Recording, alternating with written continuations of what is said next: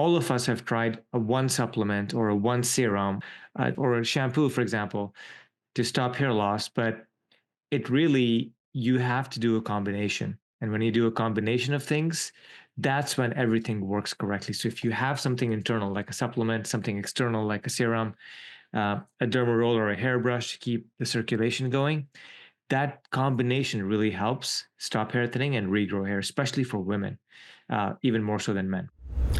Welcome to the Optimized Woman, the podcast for high-performing women ready to take back their health. I'm Orshi McNaughton, a board-certified holistic health practitioner and functional nutritionist.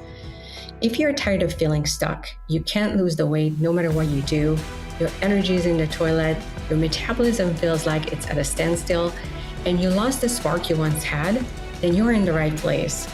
We are here to unleash the unstoppable force you're meant to be and give you the tools to fix what's holding you back. So if you're ready to own it, start thriving again and live the life you deserve, and let's get to it.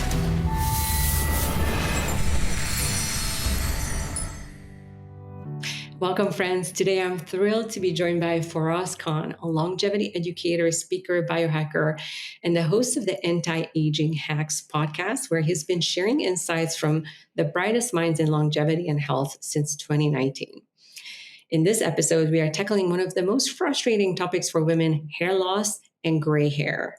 We go into what causes hair loss, hair thinning, and natural ways to restore thickness. We also discuss how hormonal imbalances, nutrient deficiencies, stress, and aging really take a toll on our hair and the best strategies for reversing hair thinning and reversing the graying process.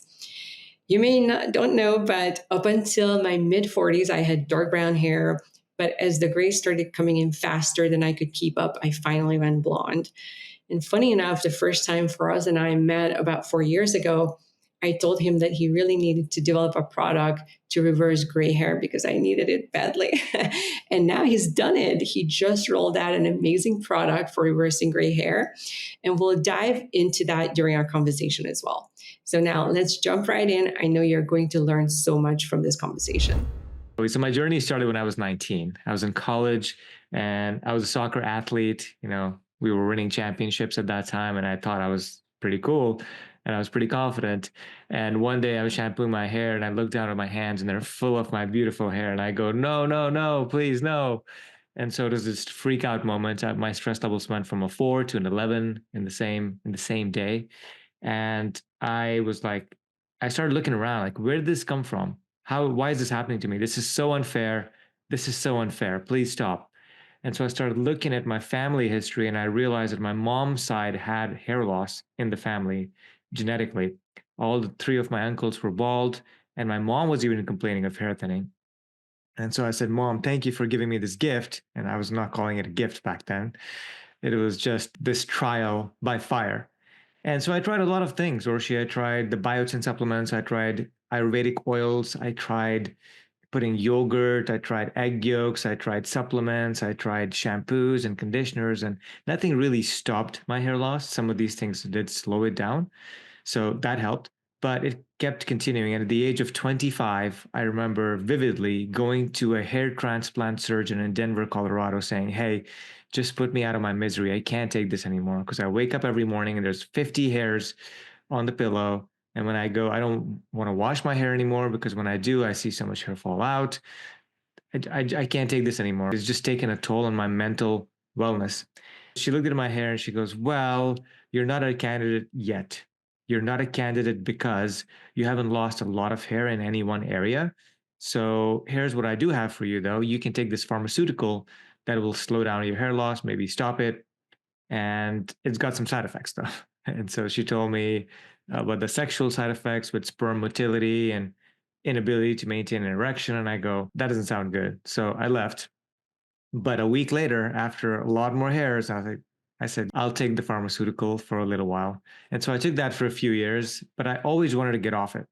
And so when I got into longevity and anti-aging and started a podcast, I said, I do have access to experts now. Could I find a way? Is there a way to do this and also to help my mom naturally? Because I don't want her taking any drugs. So I traveled to Thailand in 2019 for the biggest hair loss conference in the world. run by a famous organization. So I went there, met all the hair transplant doctors, all the surgeons, all the stem cell practitioners. And then when I came back to the States, to LA, I flew to all of their offices. I interviewed them one by one and spent hours with them, even behind the camera. Just they took me back to where the transplants were happening. They were doing PRPs and injecting. I think they were just starting to inject exosomes at that time. So I learned a lot firsthand from these doctors on what was and what was not working. And so after that, came back and read 300 scientific papers or so. And I had a big realization at that time that all of us have tried a one supplement or a one serum or a shampoo, for example, to stop hair loss. But really, you have to do a combination. And when you do a combination of things, that's when everything works correctly. So if you have something internal, like a supplement, something external, like a serum, a derma roll or a hairbrush to keep the circulation going, that combination really helps stop hair thinning and regrow hair, especially for women, even more so than men. So that's how Fully Vital came to be. And again, I've been doing this for a while, and now I'm pretty much an expert on hair. It's funny how our own sort of pain points and journey takes us to having a purpose and eventually for you developing these amazing products. So you started hair loss really young, and we're going to focus on women in a minute, but Okay. I know for men, it's common really young men start losing their hair, especially when they are just a lot of testosterone flowing around in their body. Yeah. And they have that DHT sort of alpha reductase conversion pathway, which can be a problem for women too. But I know that it can start in a really young age for some men, and then it can also be more like a middle age issue as well. Can you just really briefly start with men and then we'll focus the entire show on women, or just Absolutely. the difference between younger men losing their hair like you were versus men starting to have some hair thinning, hair loss in middle age? Great question. So young men typically see very aggressive hair loss. And as you said, rightfully, this is because of after puberty, they start making a lot of testosterone. The testosterone converts into something called dihydrotestosterone or DHT. DHT then travels to the follicles and starts to shrink or starts to starve the hair follicles of blood and other nutrient supplies. And so hair follicles over time start to shrink, and they keep shrinking. It takes years, actually, this shrinking process, but they keep shrinking and they keep shrinking. And every time a new hair grows out, it's smaller and thinner and wispier than the last time. And the shrinking continues until the hair is so tiny that doesn't even break through, and it just becomes dormant. And after being dormant for a little while, it stops producing anything. So that's key, that high levels of testosterone cause high levels of DHT, and the DHT goes and impacts the hair follicle. So that is why it's so aggressive in young men, because testosterone levels are through the roof. But as men age and they get into their 30s, 40s, 50s, hair loss is progressively slower because the hormones aren't at the peak anymore. So when you notice older men having hair loss that starts in their 30s or 40s, and there's many things that can kick off the hair loss, but once it starts, it's very gradual. So you'll see a lot of men in their 50s that just have a small patch of baldness on the back, and the rest of the hair seems fine. But that will not happen to a man that's in their 20s. Like aggressively, they will lose it all. So that's the big difference, is when it starts later, it's very slow, it's very gradual, and you're able to use many different ways to stop it. When it's with young men, then you have to have more aggressive treatments. Let me ask you, how much hair did you lose? And then when did you started this process of regrowing your hair? So I'm just curious, how much did you lose and then how much came back? Very good question as well. A lot of people ask, how far back can I go? And these are both related. So I lost about 30% of my hair, I believe, in the front and the top. So much so that we lived in an apartment building. And when I would walk down and try and walk on the street, my roommates would call me Baldy from up top because they could see the top of my scalp. So it was significant loss. So that was gone for a few years. Of course, I was trying to keep doing things to rejuvenate the follicles, to bring it back this whole time. But when I started the pharmaceuticals and I did a lot more things, I was able to, over time, start to grow back. Did it go back to 100%? No way. I think that I grew back 15, 20% of that hairs that were gone. And of course, with aging, you start to lose a bit more, unrelated to just hormones. So I got back a lot of my hair. Before, I used to feel that I'm going to lose it all at some point. It's going to be gone. Now I don't feel that. I'm like, okay, cool. I'm going to have a full head of hair for a long time. Yeah, and for those of you that are watching the video version of this, for us have beautiful, dark, full head of hair.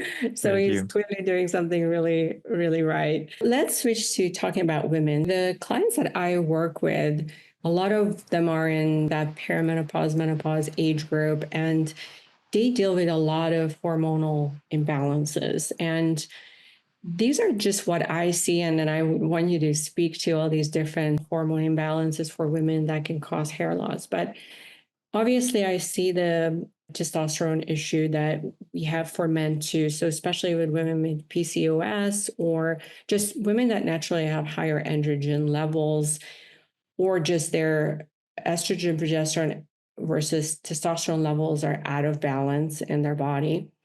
And then we also start seeing that as women are aging, they start Mhm. losing some progesterone, and then as they go into menopause, estrogen. And as I see these hormonal shifts, women can have hormonal imbalances related sort of hair thinning, hair loss. And then on top of that, a lot of women get on hormone replacement therapy. And sometimes they jump on testosterone before they would do estrogen, progesterone. So they don't have their estrogen, progesterone in the right place, but then they bring up their testosterone levels, which would be a natural hormone level if your estrogen, progesterone was right. But compared to the other hormones, they are proportionately not in the right range. So they start having those androgenic hair loss issues that you Mhm. mentioned. And then on top of that, women also have thyroid issues, a lot of hypothyroidism. So I see hair loss because of that, insulin resistance, which again leads to PCOS. Yeah. And then I also see a lot of issues with high cortisol levels, just really high levels of stress for women. And all these create various types of hormonal imbalances. So can you speak to different variations of that? And then of course, when this happens at the same time in perimenopause and menopause, they have stress, they have all these different things Yeah. hitting at the same time. It's hard to figure out, is it your thyroid? Is it your estrogen deficiency? Is it your stress? Like what's causing your hair loss? What a great question, Roshi. And you nailed everything that can contribute to changes for women, especially. And so, the number one thing I have learned in this process is that for women, at least, hair loss is multifactorial. There's multiple things causing your hair loss at the same time for the majority of women, like you mentioned. The number one reason for hair thinning in women, just like in men, is hormonal changes related to the testosterone, estrogen, progesterone axis. And as you rightfully pointed out, that happens with PCOS at an early age in their 20s and 30s, even in your teens. But naturally, as women's hormones start to change after the age of 35 and estrogen and progesterone levels start to drop, that leads to a relative imbalance with testosterone. That relative imbalance then converts, or the testosterone converts to DHT, that goes and starts shrinking the hair follicles, and you start losing your hair. Women have asked me, how do I know if it's hormonal hair loss? One simple thing you can do is next time you're taking a shower, just grab all the hairs you have in your hands because we lose 10, 20, 50, 100 hairs a day. And so when you're shampooing or lathering, you'll see a bunch of hairs in your hand. Just stick them on the tile. If you have white tile or if you have a shower curtain, just stick them on there and just look at them. And if you notice that some hairs are thinner than others, because hormonal hair loss only impacts the front and the top of your scalp, it does not impact the sides, it does not impact the back. This is the $100 million question, why this happens. But we can use this to figure out what type of hair loss you have. And 8 times out of 10, or maybe 7 times out of 10, is going to be primarily hormonal. So you'll see a difference in the thickness of your hair strands, and just leave them there because when your hair is wet, it's thicker naturally. But leave them there and look at them 2 or 3 times and repeat this experiment 3 or 4 times, I guess, over a couple of weeks. And you get a good sense to see if you have hormonal imbalances causing hair loss. Also, what is a good telltale sign is that you are either you have PCOS, like you said, or you're over the age of 40, where these hormone changes start to happen, or you're getting into menopause, which is more aggressive at that time, the changes. And so these are all telltale signs of that you might be having hormonal dysfunction, or hormonal changes, I should say, which can kick off hair loss. And what's interesting is that a lot of triggers can kick off hair loss, and doesn't have to be that the hormones change and kick it off. It could be high cholesterol levels, it could be high stress levels, it could be changing thyroid, and we can address thyroid and high stress levels next if you want. But just remember this: the number one reason for hair loss in women is primarily hormones. So you have to get that under control at some point. And if you are taking hormones, external hormones, testosterone should be the last one until you've balanced estrogen, progesterone, good those in good levels, and maybe also take baby steps with testosterone, not just jump right in. I 100% want to reiterate that. So everybody's hearing this, that there's so many women doing HRT in some way, but their hormones are really not dialed in, or they are not optimized. And a lot of sort of the standard of care, sometimes they put women on estrogen, but they're on such a tiny dose, or just enough, maybe not to have hot flashes, and maybe it takes away some of your symptoms, but it's really not in the optimal range. And so there's a big difference, because a lot of women, by the time they come to me, they say, oh, I'm already on hormone replacement therapy. Let's check that off the list. But that is usually one of the things we have to start, like, is that let's do lab testing, and then let's do what other symptoms you have, because it's not just the hot flashes and the night sweats and all that. There's so many other signs of hormonal imbalances too, like the hair, that people may not attribute that to, let's just say, estrogen deficiency, or just an imbalance overall between the hormones.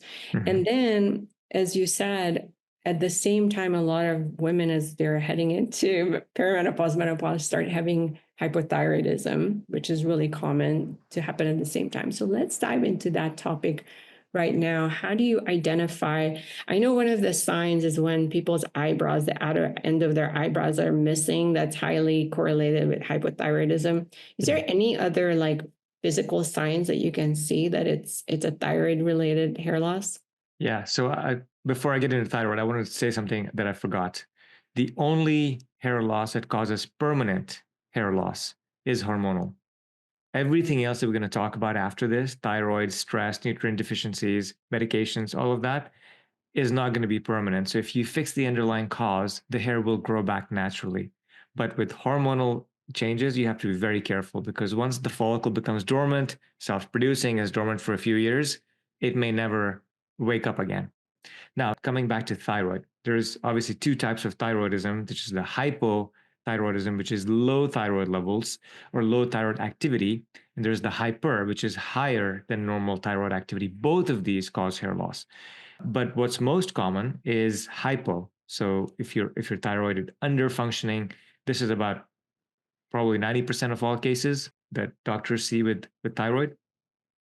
And what happens is that your thyroid is just not producing. It's the energy centers, the metabolism of your body. So it's producing energy, and hair requires a lot of energy, a lot of energy. If I believe we did the math last year, but if you had just one strand of hair from your scalp growing, it would grow to 200 yards every day.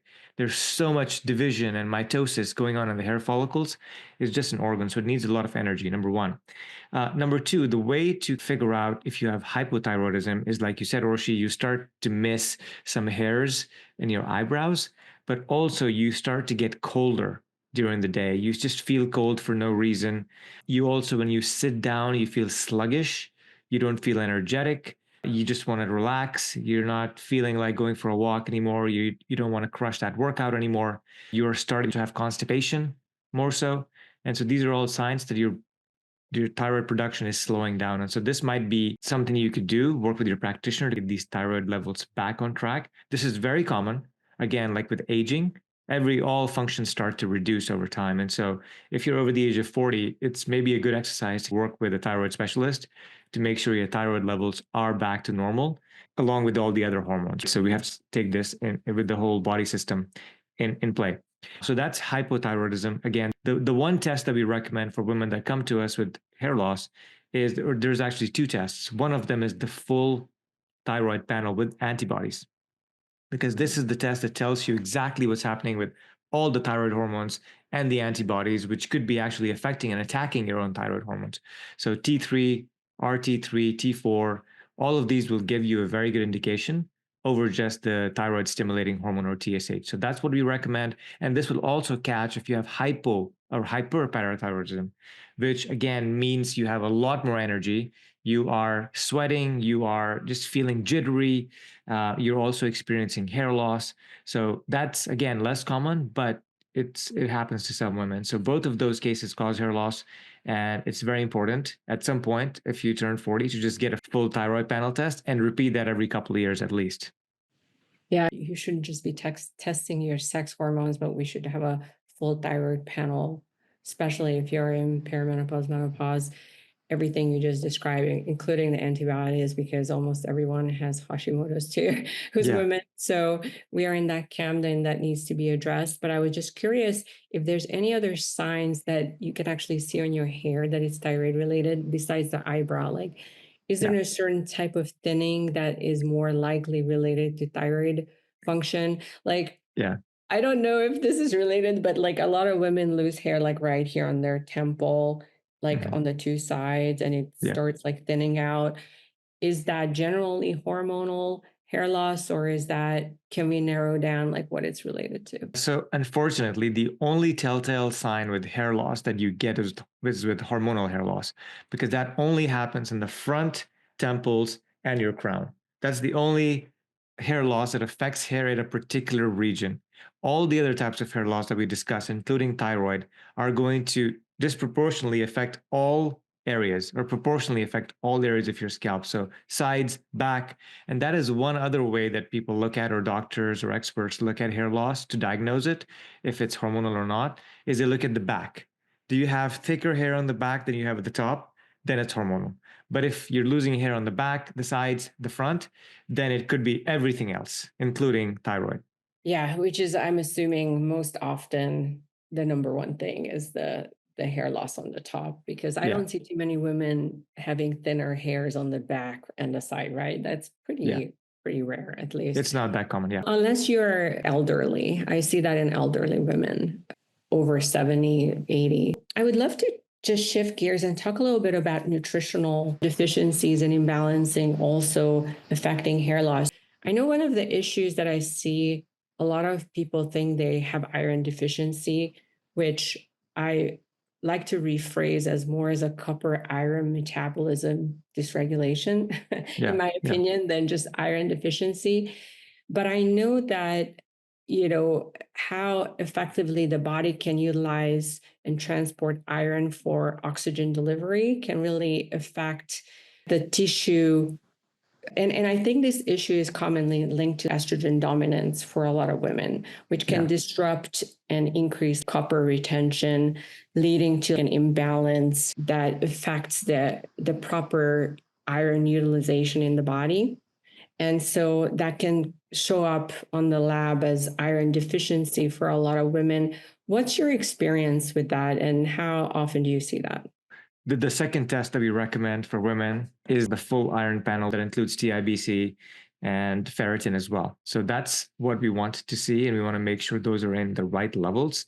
What's interesting with iron is that it's very important because it creates hemoglobin, and hemoglobin is the protein that is responsible for creating red blood cells and transporting the red blood cells into all areas of your body. So ultimately, if you don't have enough iron, you're not going to have enough red blood cells, you're not going to have enough blood flow. That's not going to go to your scalp. It's not going to carry the nutrients and vitamins and minerals that your hair needs, because it's a very high producing, high dividing organ. And so there's a lot of activity. So it needs the red blood cells, and it needs iron. So iron is very important. Now, interestingly, both low levels of iron and high levels of iron will cause hair loss according to the medical science and literature. So you want to be careful. You don't want to have too low, and you don't want to have too high. For women that are in the reproductive age, they will lose a little bit of blood every month, and they will lose iron as well. So it's important that you supplement iron, or under the guidance of a doctor, so you don't go too high when you're reproductive age. But also on the flip side, when you get into menopause, and you don't have the menstruation anymore, then you have to be careful with having too much iron, because then you could possibly have an iron overload. So these are the two aspects that we kind of pay attention to. We've got a little bit of iron in our supplement, but not that much. There's other supplements that have 25 milligrams of iron, and that taking that every day, to me, unless you're absolutely deficient, seems like a lot. And so this is one thing you want to be careful of with iron.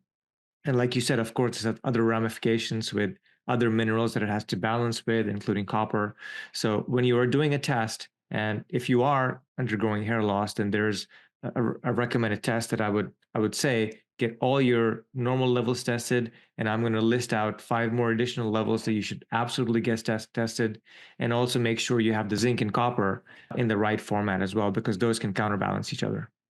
I definitely recommend people that see on their blood tests the low ferritin or low iron levels to really have a good understanding of how to balance the different cofactors to get the copper iron metabolism in the right place. Because I have a huge interview with Morley Robbins. I'm not sure if you interviewed him. I really recommend you talking to him about this, because people have a lot of iron stored in their tissues, but they are not bioavailable. They are not properly utilizing it.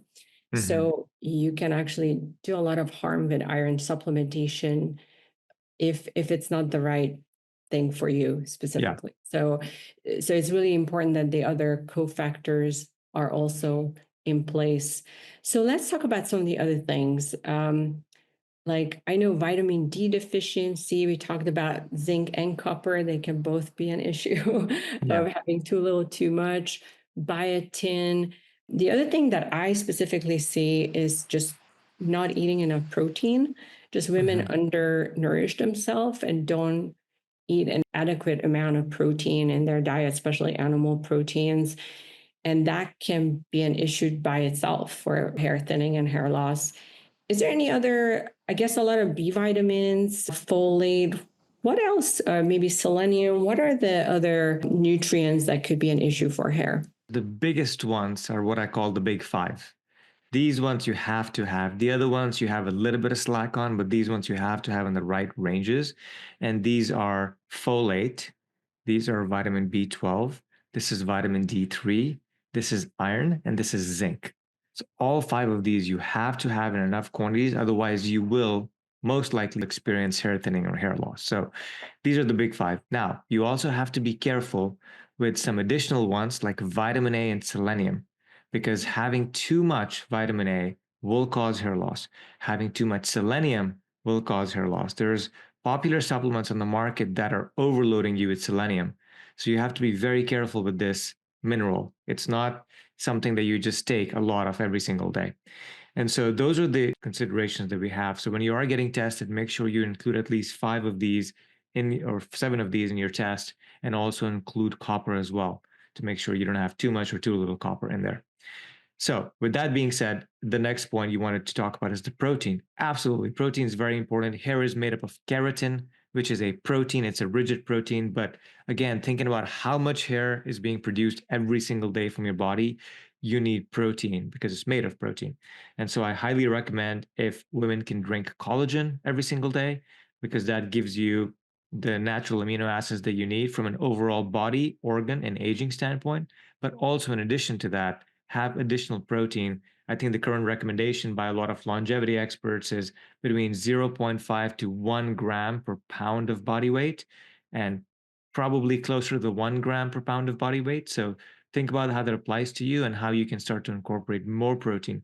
I've heard numerous stories from women that have started taking collagen and more protein in their diets, and the hair quality improved. It's not necessarily going to affect hair thinning or hair loss that much, but the hair quality is going to improve. I so agree with that. It's something that I constantly have to work with every single person. I have to just harp on the protein, because even when people intentionally try to eat enough, they still don't eat enough protein, especially Yeah. women. We tend to undereat.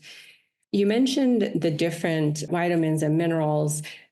Is there any specific testing you recommend? So one of the testing I do is I actually do a hair test that's called a Mhm. hair tissue mineral analysis. Yep. Is that something that you use, or do you have a specific testing that you recommend for people? So that can be helpful for sure.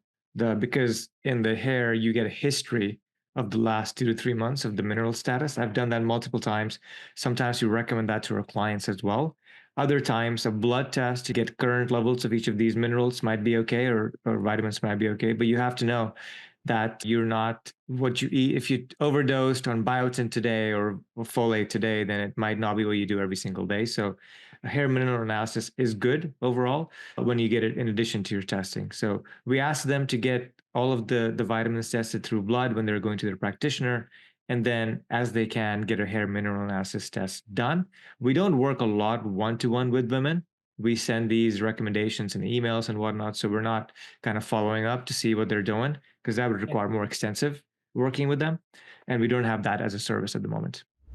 Hey, friends, I am so excited to share that the Women's Biohacking Conference is back this year. When I first got into biohacking, I noticed that almost every major conversation in this space was being led by men, doctors, researchers, biohackers, all discussing research that was primarily tested on men. Occasionally, there were female voices, but the questions that rarely came up was how does this apply to women? Much of the research that shaped early biohacking strategies were done on men, and only recently have we started seeing more studies focused on female physiology. But it's not just about applying biohacking strategies to women's bodies, it's also about focusing on the things women actually care about: fat loss, metabolism, muscle building, hormonal balance, beauty, regenerative health. Women want science backed answers that are actually designed for female physiology. That's why I started the Women's Biohacking Conference, and I'm bringing it back in 2025 with two high impact accelerator events. In May, we are diving deep into metabolic health, fat loss, body composition, energy optimization. And then in September, we are focusing on hormones, how to navigate perimenopause, balance hormones, and enhance longevity from the inside out. So don't miss out. Head over to my website, optimizedwoman.com, and sign up now. So I would love to just mention COVID hair loss because I know a lot of people had issues with that. I'm one of the lucky ones. I've never had COVID. So I Hell have yeah. not had that experience, but I think any big stress or virus can trigger hair loss in the body. Can you speak to what happens to people that maybe have long COVID or just had COVID and still recovering from the side effects? That's a great question as well. So there's two different aspects to this. There's acute stress on the body, that's high level stress. And this could take any form. This could be an infection like COVID. This could be a divorce, a breakup with a loved one, a loss of a family member. This could be a surgery that you're undergoing, a major surgery.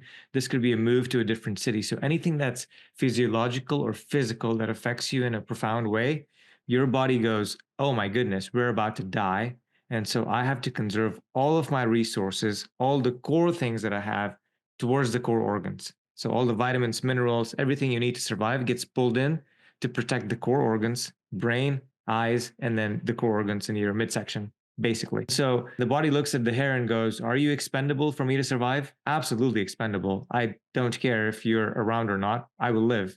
I must live. And so it pulls a lot of resources away from hair. And so what happens to hair is that the hair, after it gets starved of of these resources, it goes into the shedding phase. So it transitions from the growth phase into the resting and then the shedding phase. So a lot of your hair at one time is going to go from growth to shedding. Some people say 30, 40, 50% of your hair could shed at one time, which is very traumatic, especially from women to have fistfuls of hair falling out in your hand every single day. In fact, we have a biohacker in Austin that you might know, good friend of mine. She called me up and she said, hey, I got COVID. I went to the biohacking conference, got COVID, thought nothing of it. But 2 months later, my hair's falling out. I'm going to lose it all. I'll have to get a wig and I'm going to go bald.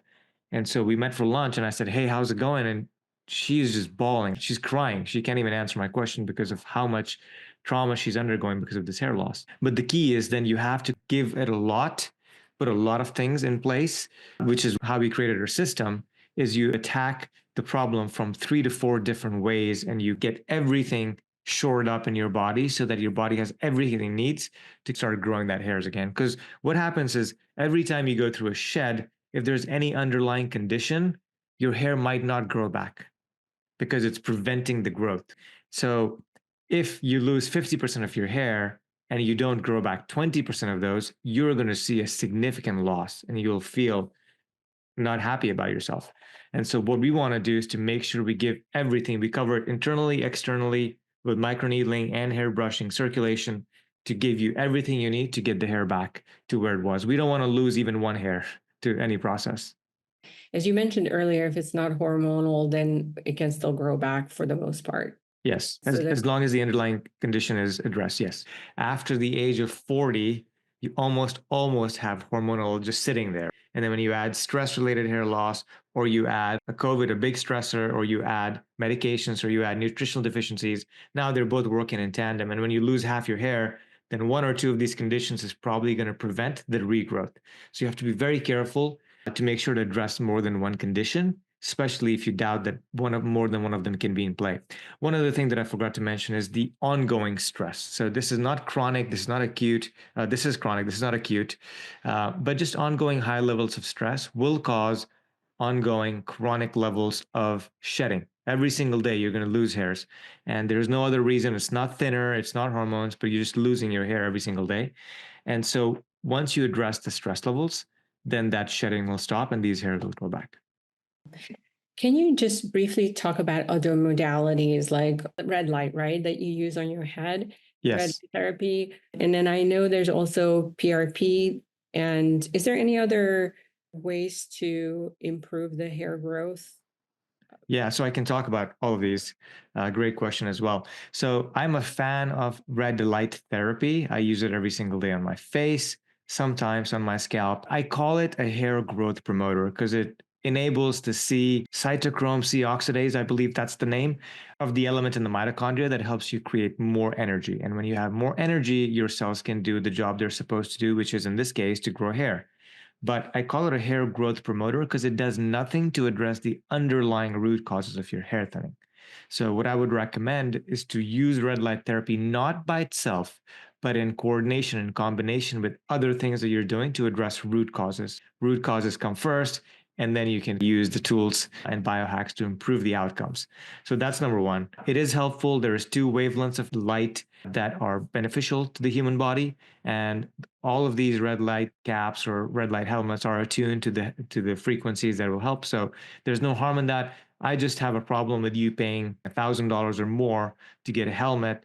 And in 9 out of 10 cases, within 2 months, that's going to be sitting in a closet, never to be used again. That's just how these things work. Unless you're ADHD and you're on top of it and OCD and you're going to do it, more power to you. But if you're like most people, you're not going to use it for long. The brand that I recommend for that is to go on Alibaba and get a cheap one. Like get it for 150, $250 max. Don't spend $1,000, $2,000.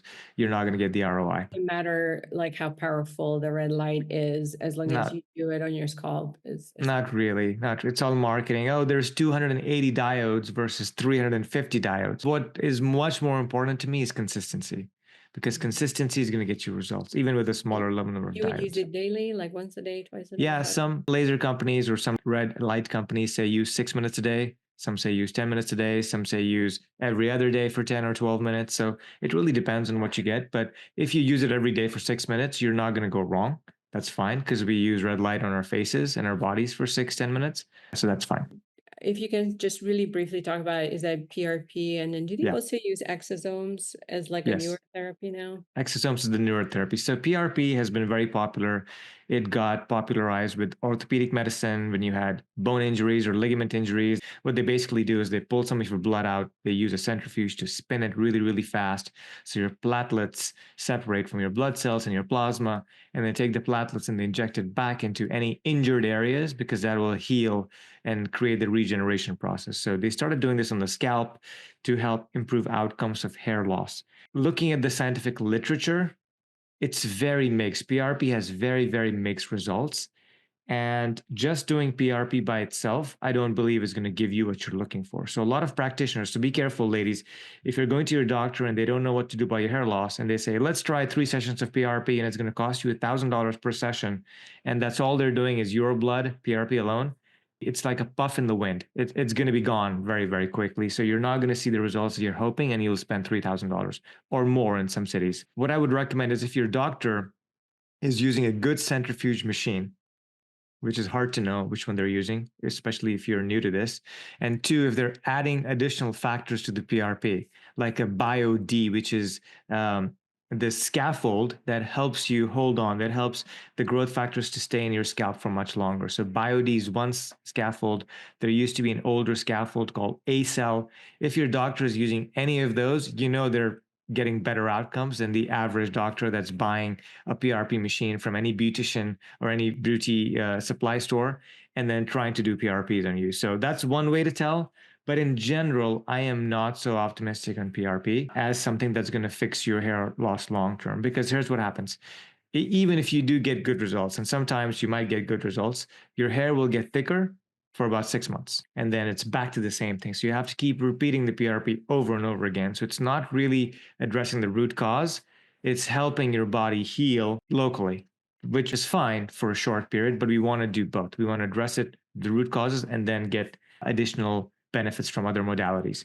And I'll address the other thing, exosomes, which is the newer regenerative medicine. So stem cells don't really work for hair.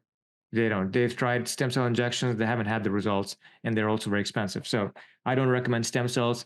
PRP, unless your doctor really knows what they're doing, unless they've got really fantastic results and they can promise you that they're not going to do it once every month, they'll do it once every 6 months maybe, then you know that you're onto something.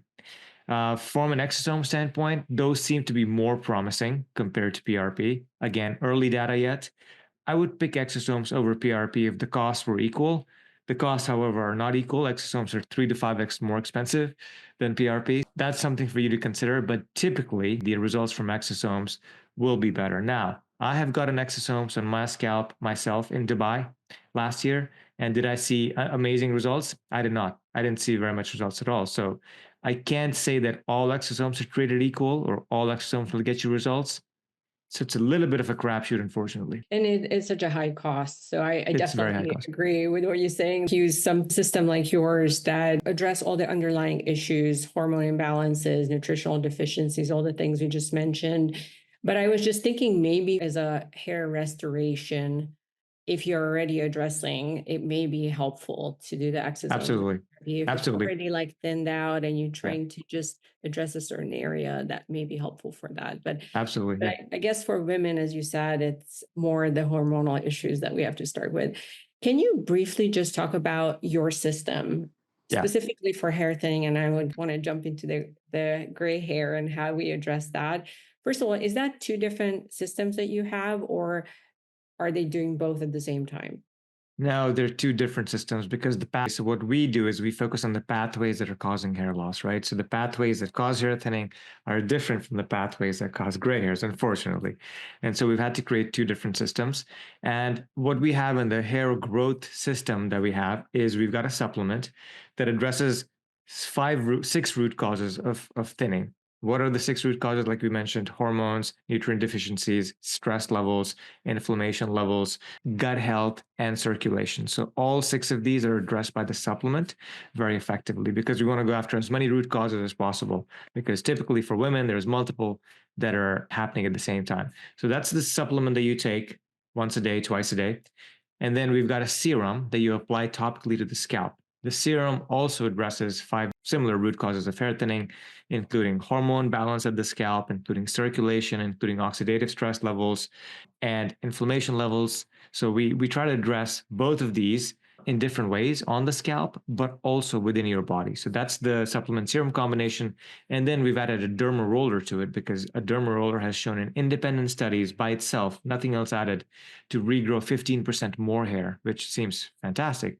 So why not add that? And a derma roller, when you add that to the serum, the serum is even more impactful because your channels are open at that time. Can you just briefly describe like how do you actually do this? So do you roll the area with the derma roller and then you put the serum on? Do you like massage it in? How long Yeah, do you yeah, leave it yeah. on? Like what does it look like? Sure. And also we have a hairbrush, so I'll come back to that. But the way you use the system is you take the supplements with meals twice a day, two supplements twice a day with meals, and then in the evening you brush your hair 100 to 200 times, right? Or as much as you can go. Bonus points if you can go more. And only the scalp. You should be firm on your scalp. I recommend being firm on the scalp, but soft on the hair. Okay. So why do we need to be a little bit firm on the scalp? Because it promotes a lot of circulation. It gets rid of your dead skin cells, so it allows your scalp to breathe. It gets rid of the sebum. It transfers the sebum to your scalp, which makes your hair shinier. So it's really helpful. A lot of people don't want to touch their scalp or their hair when they're losing hair, but this is not the right approach. I was in the same boat. I didn't want to touch my hair for days and days. But the more you touch your scalp, the more you massage it. It just triggers a lot of genes. Genes turn on, healing genes turn on, just like you massage your face and put nice lotions on it. You also want to massage your scalp. But the hairbrush will do it because it's made of bamboo. I wish I was holding it, but it's made of bamboo. It's natural material. And so you can really brush 100, 200 times. And then after you have activated your scalp and there's more blood flow coming in, then you can apply the serum every night. And the serum is very lightweight. It's not Every oily. night. So you Every have to night. put that on before you go to bed. Yeah, it's not oily. So when you apply it, it gets absorbed by the time you wake up in the morning. I have 2 days of serum in my hair and it's pretty dry. That's what I was Yeah, going to ask you because I have really oily hair. My issue is I actually get more like excess sebum production and that's the sign that I have is just oily hair. And so I'm always afraid to put products in my hair because fair I enough. don't want to have to wash my hair every other day. Yes. So it Uh, doesn't leave any type of greasiness or residue. Yeah, for 2 to 3 days, you're going to be absolutely fine. But after like maybe 3 or 4 days, you might need to wash. Also, for anybody that's losing their hair, I recommend at least washing your scalp twice a week because you want to be squeaky clean to make sure it's a good scalp environment to grow more hairs. Now, Orshi, if you are already oily, then we'll have to try to see how it works with your hair because you don't want to weigh it down. You don't want to wash it every single day as well. So we'll have to see how it works. But for most women that use our products, they're able to use it every single day. And maybe they can, on the day that they shampoo their hair or they wash their hair, they apply it in the morning and then they wash their hair. So that evening, they don't have to apply the serum, but they apply it the following evening. Is the derma roller something you do every night before you No, put on your serum no, or 1 to 2 times a week is what we okay. recommend for the derma roller because your skin needs time to heal as well. So if you're starting off, just do it once a week. But we're seeing that if when women do it 2 times a week, surprisingly, they get even better results. So uh, it is what it is. But at a minimum, I would recommend doing it once a week.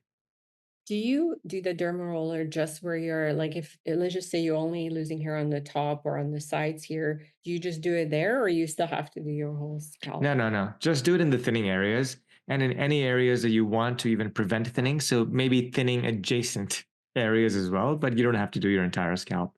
Like derma Now, rolling sorry, is go ahead. quite good because it helps remodel the collagen and the elastin. And when hair kind of, in some cases, there is scar tissue that builds up as you lose hair because of different factors, and that can remodel the scar back to normal levels. The reason they found derma rolling to be effective is they started using it on scars.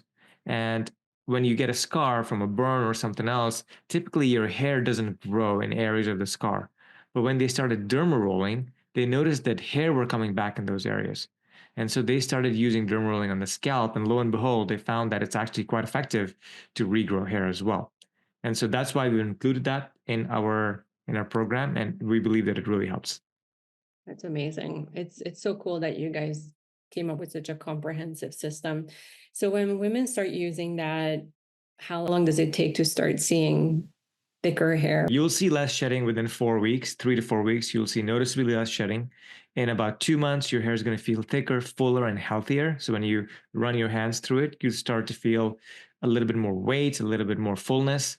And then within 3 months, within 90 days, you should see new baby hairs popping up. If you follow the program, you'll see new baby hairs popping up along your hairlines. And that's where it's easiest to see because you can just pull your hair back and look in the mirror and say, "Oh yeah, I'm seeing new baby hairs." And that's the day when I started noticing a lot of baby hairs from myself. I just started smiling for no reason, just walking around smiling, looking at the mirror, smiling because I had almost resigned myself that my hair is just going to be bad or it's going to be gone at some point. Okay, I have one more question. I don't know, you may never get this question from other people, but as we age, we also, for women, we notice a texture change in our hair. So Yeah. for me, for example, I got very curly and frizzy hair as I was getting older. Before I Yeah. had more smoother hair shaft. And as Yeah. I got older, it just breaks more easily and it became very frizzy and curly Yeah. too, which is so weird. I used to have almost totally straight hair. Can you improve the hair texture itself? I think one of the things there, so what happens is that there's different types of hair types, right? There's Caucasian hair, which is kind of straight, a little bit curly. There's Asian hair, which is very straight.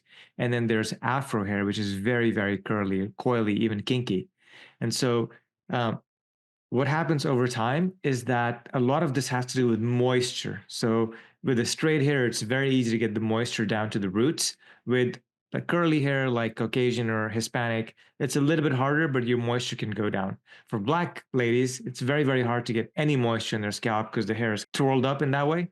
And so as you get older and your hair starts to get drier, there's less oil in your body, your hair starts to curl even more. And so that's one of the theories, is that if you were to take more healthy fats in your diet, if you were to use more omega-3s in your diet, and some nutrients like vitamin Bs are important for this, and of course extra collagen and protein, with a combination of those four, but especially healthy fats, you will start to see more shine and less twirl in your hair. And is your product system work for all types of hair? You mentioned Caucasian hair versus Asian Yeah. hair. Does it matter your ethnicity? We're going to the hair follicle level. We are not so interested in your hair texture or your hair type, but more about how to get the follicles to grow more hair, how to wake up the follicles that have been dormant, that have been sleeping. And so that's why we're operating under the hair level to generate more hair. So it works for all types of hairs. Awesome. Before we run out of time, I really want to talk about gray hair. What is the cause of gray hair? Why do we go gray? Why some people go gray really young versus the normal time as we Yeah. age? Yeah. So I can address those separately, but some of the main reasons for gray hairs, they're separate from hair loss. The main reason for gray hair is higher levels of hydrogen peroxide in your cells, in your scalp cells. So how do we get hydrogen peroxide? It's made by our own bodies. When your mitochondria produce energy, the byproduct of that is hydrogen peroxide. And so your body has antioxidant enzymes and superoxide dismutases that get rid of this hydrogen peroxide and convert it into oxygen and water, which is harmless. But as we get older, we have less antioxidants. And so we don't convert that as well. So this hydrogen peroxide sits in your cells and it effectively damages the mitochondria that's producing the energy and producing it. And so it's a weird relationship. They're damaging the same factory that produced it. When that happens, then your hair loses the ability to function properly. And so your cells are not working as well. And so one of the byproducts of that is that you start to lose pigment. Now, there's other reasons, but this is the first and most important reason. The other reason is that your stem cell niche for your melanocyte stem cells, they start to just run out of stem cells. And so what happens is you have melanocyte stem cells sitting in a separate bulge from hair growth stem cells, and they every time a hair cycle starts again, so when you lose your hair and starts again, then both these types of stem cells go into the hair bulb and they convert into melanocytes. So in this case, the stem cell converts into a melanocyte, which produces pigment that sits right where your hair is being generated. So that stem cell starts to run out over time. And these stem cells run out earlier than most other stem cells in our body for reasons we don't know why. That's why most people go gray in their 30s, 40s, and 50s. Thirdly, there's higher homocysteine levels can cause high levels of gray hairs. High stress levels can cause high levels of gray hair. So there's multiple reasons that again you can get grays. And so the way to address gray hairs is to go after all these pathways at once because we haven't solved the gray hair problem. It's a big problem right now, right? And so we don't have any crazy therapies from a small molecule or a drug that can reverse grays. There have been some instances where an anti-inflammatory drug was able to reverse some grays, and that's why we have anti-inflammatory products or ingredients in our supplements to make sure we're addressing that pathway as well. But there's 4 to 5 pathways that are the main reasons for gray hairs. The other question you asked is, why do some people go gray early? The reasons why some people go gray early is because they might have chronic health conditions that are impacting it. You might be a smoker, a heavy drinker. You might have environmental pollution in your environment. You might be using very bad products on your scalp. That can all cause high levels of oxidative stress, which can all cause high levels of, again, hydrogen peroxide, and it can make your hairs grayer much sooner. Also, interestingly, if this is this is interesting anecdotes. If you have a higher degree, higher education, then you tend to go gray earlier. If you are taller than average, you tend to go gray earlier as well. My theory on the higher education is so you probably have a higher stress job. And Exactly. more Yeah. stress. The stress is a double whammy. You both lose your hair and go gray. I Yeah. think that's like the ultimate terrible thing for your hair. So you mentioned hydrogen peroxide, just to kind of side, a lot of women color their hair, Yes. whether it's darker or bleaching. How does that affect both hair thinning and potentially Yeah. uh, graying? I would be very, very careful using hydrogen peroxide on your scalp because ultimately it will damage your hair cells. It's oxidative stress. That's what the chemical does. It's not helpful to the human body. And so when you're bleaching or coloring or dyeing, just be very, very careful using it. Make sure it doesn't touch your scalp. It can touch your hair because your hair is dead. But Yeah. the moment it touches your scalp, it can cause damage. And we don't want to cause any damage to the scalp because what does that mean? Damage means faster aging. Faster aging means more grays. Faster aging means, more hair loss. So we're paradoxically hurrying up the process that we're trying to avoid when using hydrogen peroxide. So, what are some alternatives? You could use natural dyes like henna. I know there's a way to mix henna with a certain compound to get the color that you exactly want. So, I haven't done that yet. Maybe I will when I start to go more gray. But I would recommend using natural dyes as much as possible and not relying on hydrogen peroxide. The problem with henna, it doesn't cover gray hardly at all. Okay.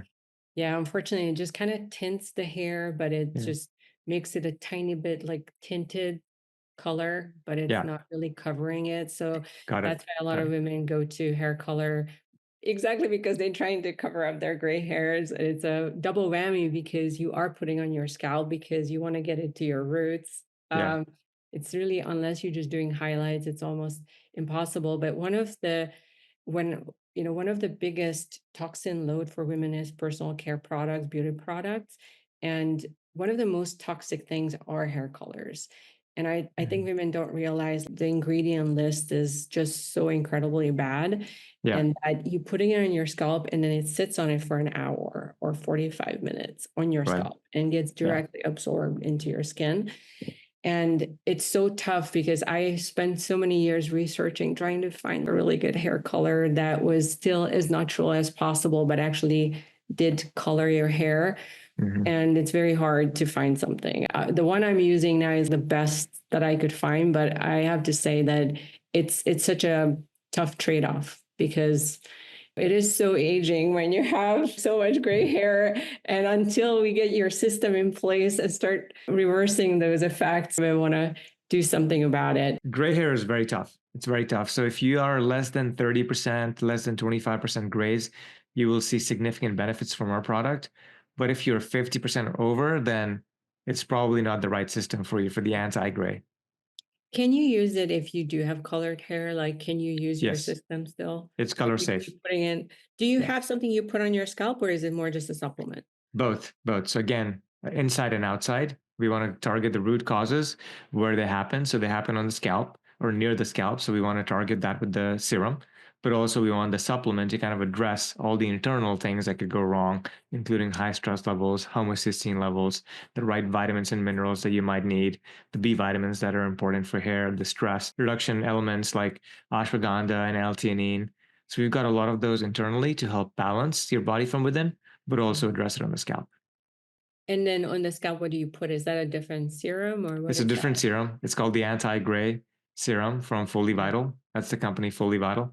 So if you're interested in any of these products, just go to fullyvital.com. We have a special code for Orshi. It's Orshi15. And make sure to get, if you're going to do this, then just get the 3-month bundle. That way you have all the supplies you need to see results. A lot of companies in the space will give you a 30-day guarantee. We give you a 120 days, a 4-month money back guarantee, because we want you to get results, as opposed to order the product, to take 7 days to come, and then you have 23 days to see if you're getting a result or not. And that's not fair.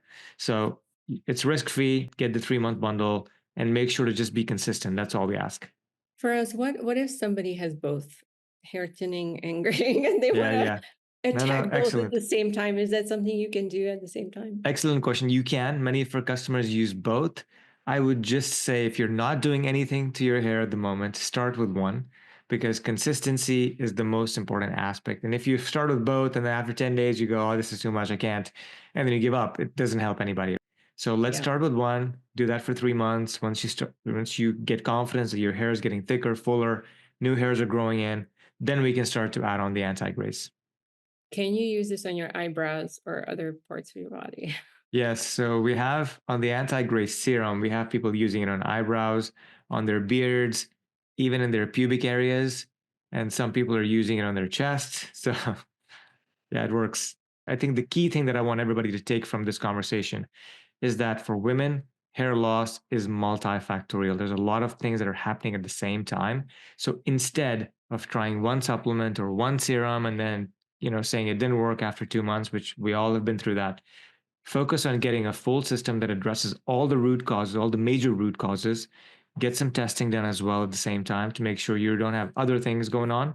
And then after you buy our products, we would send you an email with all the additional reasons why we see hair thinning. So that would be medications, that would be other reasons that you can start to, piece by piece, one by one, get off your list, check them off.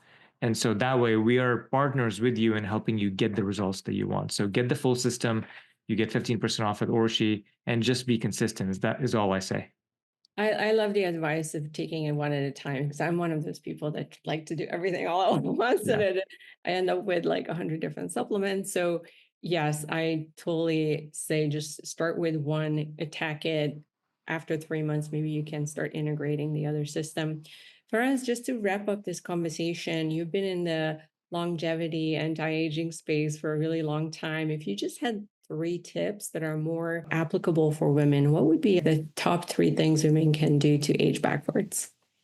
I think that the number one thing that all of us can do, but especially women entering perimenopause and menopause, is to sleep. And it's easier said than done, because your hormones are wreaking havoc on your body and you're waking up at night. So I understand, but as much as you can do to optimize your sleep and just wake up refreshed every single day, everything else will get balanced from there, including your hormones, including your weight management efforts. So that's number one. Number two, what I would say is that you have to move and you have to exercise every single day. If there was one pill that doctors could create that would be $1 trillion pill, it would be the exercise pill. So make sure you're moving and doing the exercise, because that's very, very important. And then thirdly, just make sure you're eating good foods and you're replete. Your body is not over indexing or has too much overload of certain minerals or vitamins and too little of others, like vitamin D and magnesium, for example. I think these are the three. Just again, once the basics are in place, then you can do the hormones, then you can do exosomes, PRP, stem cells, then you can really start to age backwards. But if you get $20,000 worth of stem cell injections and your sleep is bad, guess what? It's not really going to help very much. Those are my 3 tips. They're very basic, but those are the most important. Amazing advice. I always reiterate, like, start with the foundational health interventions, because unless you have that in place, none of these other biohacks will really be that effective. So thank you so much for this conversation. I learned so much about hair today. And that is our wrap for today. And if you're ready to take control over your health and transform the way you feel, I'm excited to share that now you can join my brand new Optimized Women membership program. This exclusive community is designed for women who want to balance their hormones, optimize metabolic health, and unlock their full potential for vitality and longevity. So head over to optimizedwomen.com now to join and connect with like-minded, high-performing women who are ready to elevate their health and live their best lives.